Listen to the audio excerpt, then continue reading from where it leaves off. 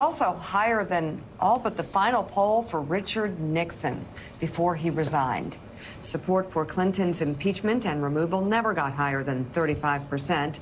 Richard Nixon's hit 58% in August 1974. Mike Barnicle, we may be getting numb to this, like so many other things over the past 3 years of Donald Trump being in the White House. But the numbers are really staggering. The Nixon number that we showed was really a bit misleading because that was only the last month. For 2 years during the, as you know better than anybody, during the Watergate hearings, support for impeachment hovered around the 30s. Americans did not want Richard Nixon impeached and removed. This has happened in a month's time. We're already over 50% in most polls. The Fox News poll, which the president falsely claims was sampled wrong, it wasn't. Chris Liza with the Post has a great explanation why actually those numbers were totally accurate. But the same here, Mike. The same here. You have a Gallup poll. 52% of Americans want Donald Trump impeached, and they want him removed. Yeah, Joe, the accelerated pace of those numbers, I mean, from a month ago to today, are really, really shocking when you stop and think about it. And Michael Steele, one of the things that Chuck Schumer was talking about, the majority, the Republicans in the United States Senate, you can probably clearly recall, I clearly recall, it's an iconic photo of Barry Goldwater, I believe Hugh Scott, then the senator from Pennsylvania, and I think a third Republican United States senator, outside the White House after they went down to tell Richard Nixon, you know, it's over, you've got to go. And you're just wondering, Chuck Schumer said there are Republicans who are in question, have grave questions about Donald Trump's behavior. I don't know. I try to keep fairly up with the news. I haven't heard them really. Have you? No, not publicly. Privately, it's a different matter. I mean, privately, you'll hear, and I know Joe and Mika have had this experience firsthand when they're talking to these members who'll, you know, rub their hands and bemoan the situation and say something's got to be done. Well, it starts with saying something publicly. It starts with taking that clarifying moment where you tell the American people, I get it. That this is not us. And I think the polling now is beginning to reflect that more and more. The consolidation of thought that sort of encapsulates the last 3 years for the American people is coming home. And how the Republicans respond to this is going to be important. You can only hold this line but so long before it's overrun by not just facts and reality and truth, but the American people who've had enough. And I think, you know, the president said, Mike, you know, I'll begin to worry when the polling comes out that 50% of the American people are for impeachment. Well, Trump, you've got a problem because we're at 52% who not only want impeachment, but want removal. And so that now puts pressure on Mitch McConnell in the Senate. That should the House move forward with an impeachment process that is deemed appropriate and legitimate by the American people, and that comes to the Senate, what do you do then? Do you try to say, well, we'll just take it up in the Senate, meaning, well, we'll look at it and set it aside? Do you go forward with the trial? And do you do that in an upstanding and forthright way that the American people will trust the process? So this begins to put pressure on a number of quarters, Mike, that I don't think Republicans really want to have happen, but it's here, and you've got to deal with it.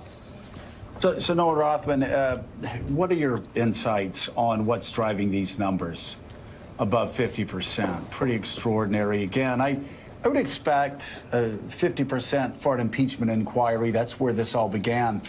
But it seems over the past week or so, that second part of the question, do you support impeachment and removal? A majority of Americans do. What happened over the past few weeks? What's happened over the past month? Yeah, I got to disagree with my colleagues around the table here. I don't think those numbers put any pressure on Republicans because, to me, they look very reflective of the president's job approval rating.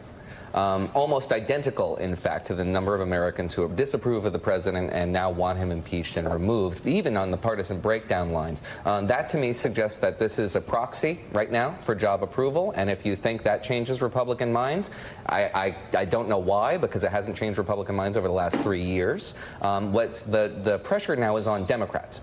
Democrats have to make the case for why this is different, why this is not like the Mueller report, why this is not like emoluments, why this is a very special and serious case, and make a narrow and defined case. Let me interrupt you there.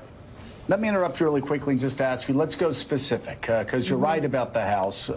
Let's talk about the Senate, specifically Cory Gardner in California. That's a state. Yeah. It's upside down. Donald Trump's not going to win that. McSally in Arizona. A lot of people believe that McSally is facing the fight of her life, that Arizona just may go against Trump. You have Joni Ernst in Iowa, Donald Trump upside down by 20 points, 15 maybe. Up in Maine, of course, Susan Collins in the fight of her life. I really don't see how she survives that politically. But obviously, those numbers are going to be much higher there. What about we could say Tom Tillis in North Carolina as well, where we're talking statewide, where you see that drag on his support and he can't hide behind his small base. What impact does that have on those senators who are up for election in 2020 in these purple states? Well, again, it's incumbent on Democrats to make this case. Right now, they are presenting a united front because it's still primary season. Once we get into the general, then there will be more pressure on them to explain their position defending this president. But it is incumbent on Democrats, again, to make this case. If they are going to make the case and say... You've been shocked by what case, though? You've been shocked by what's happened? I don't understand. Right. You're saying they have to make... Donald Trump has made the case. He makes it in front of banks of cameras. This isn't who met at a secret meeting in Trump Tower in June of 2016. He's asking our enemies to actually dig up dirt on domestic opponents. So what case do they have to make specifically? They have to explain. There's no come to Jesus moment happening for Republicans. They have to explain why this is a very serious impeachable offense, deeming removal from office, upending the 2016 election, an extraordinary constitutional remedy. And they cannot do that while also at the same time saying, you know, we have to talk about prescription drug pricing, too. It's very important to talk about health care and the climate and all these other sundry issues, which are very important, very critical to the Democratic agenda, but nowhere near as critical as explaining why a constitutional remedy reserved for the most extraordinary of circumstances is merited in this case. If they do make those two cases simultaneously, they will make both of them badly, and they will give Republicans an excuse to say why this is not the earth-shattering moment that Democrats claim it is. It is an impeachable offense. It may even, depending on what we learn in the future, be deeming worthy of removal from office. But Republicans will not be making that case. Democrats must. Joe, you know, to your point, Joe, which I completely agree with, in making the case to Democrats who want to assume the presidency and win states in the Midwest, all they would have to do is show yesterday's press availability as he stood alongside the president of Italy and basically rewrote history, current and past, and basically said, ISIS is okay. They're not a big threat to us. They're 7,000 miles away. Because the Midwest, places like Missouri, places like Ohio, Indiana, Wisconsin, Minnesota, those are the sons and daughters who are going to go fight the next war against ISIS. He made the case yesterday for his incompetence. His threat to the national security is a constant and present danger. But these are two separate issues. That's not what's going to end up in the articles of impeachment. There's only one issue for a voter. Well, it's an issue for a voter, but it's certainly not an issue for a case of impeachment. And then if we're going to talk about voters, then we're talking about the 2020 race, which is what Republicans want to make. The case Republicans want to make is to say, look, voters are going to take care of this next November. We don't have to do anything about this now. That makes their case for them. Well, Michael Steele, I must say I disagree with my good friend Noah on this front. I don't know that Democrats have to make the case for impeachment when Donald Trump and members of his own administration who were defying Donald Trump and going to the Hill to testify about Donald Trump and Rudy Giuliani and what Donald Trump's national security advisor called a quote drug deal. I think actually it is Trump's own administration that's making the case for Democrats and actually for any Republicans, for any independents who actually care about their